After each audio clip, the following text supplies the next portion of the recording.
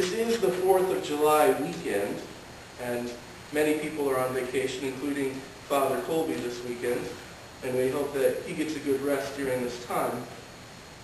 And part of what people use this 4th of July weekend for is to celebrate our great history of the United States.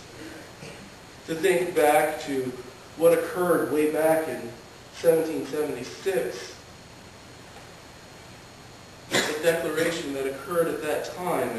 And as we look back, many people like to brag about that.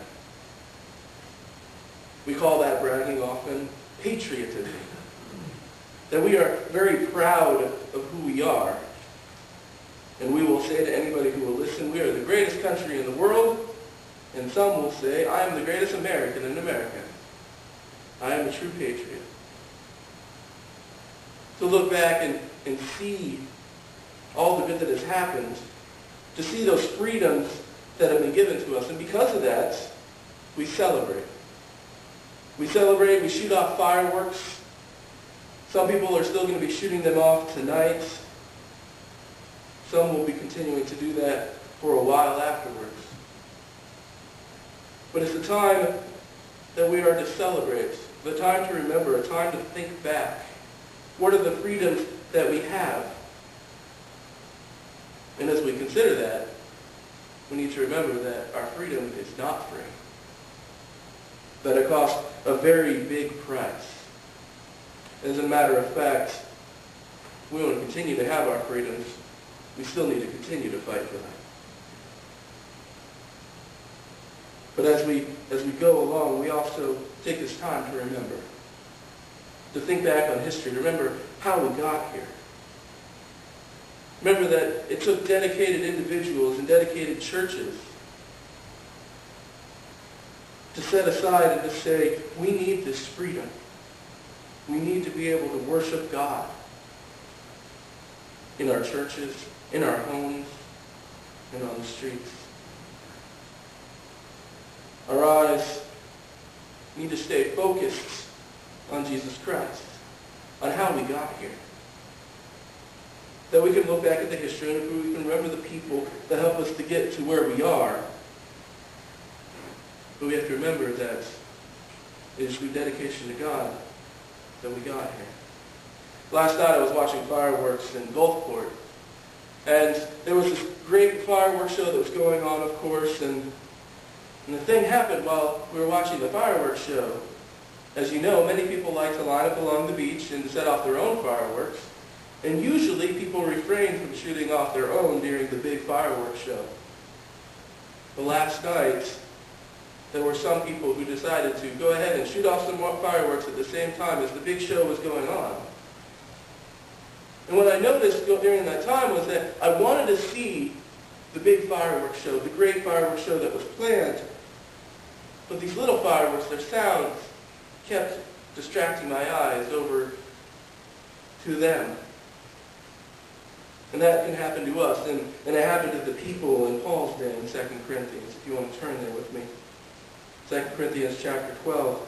Their eyes were taken away from the gospel and taken away from Paul, who founded their church in Jesus Christ, to some other people who were boasting about how great they were, how great Christians they were. They came in behind Paul and talked to the people in Corinth and was teaching them and was trying to not build on a foundation that Paul had made, but rather break that foundation out from underneath him. And one way that they did that was they said, we have all these great visions. This vision has been given to us. And they boast about that. They boast about their reasoning that they had to do things different than how Paul had said. Corinth wasn't the only place that Paul dealt with this. As you may know, in Galatians he had to deal with people like this. And in Galatians he gives the admonition that if anyone preaches a gospel other than the one that we have preached to you, let him be eternally condemned. So Paul was not dealing with that just in Galatia. He was also dealing with it in Corinth. And he was writing to them. And so he's talking to them about this boasting. These things that are taking people's eyes off the gospel and onto something else. Off of the main fireworks show that our eyes should be on, and off to the side. And so he says about boasting, I know a man in Christ who 14 years ago was caught up in the third heaven, whether it was in the body or out of the body, I do not know. God knows. And I don't know that this man, whether in the body or apart from the body, I do not know, but God knows, was caught up to paradise. He's talking about somebody who was caught up to the third heaven, caught up to be with God, and caught up to be in paradise. Now, the thing about paradise is, in the ancient world, in the palaces of the kings, there was often a garden that was seated in the very internal part of it that was reserved for the king. And that was known as paradise.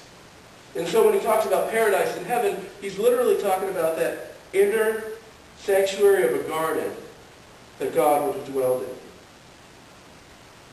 That it wasn't just that he went to heaven in general, but he went to paradise itself. He went to that inner garden. That this man who was caught up, whether in the body or out of the body, he doesn't know. And that was a big deal for some of the people. Because some might have argued if it was in the body, then it can't count. If it was out of the body, it couldn't count. So he decided, I don't know which way it was. There's no way to know, and you can't argue about it. But caught up to the third heaven, he heard inexpressible things, things that man is not permitted to tell. I will boast about a man like that, but I will not boast about myself, except about my weaknesses.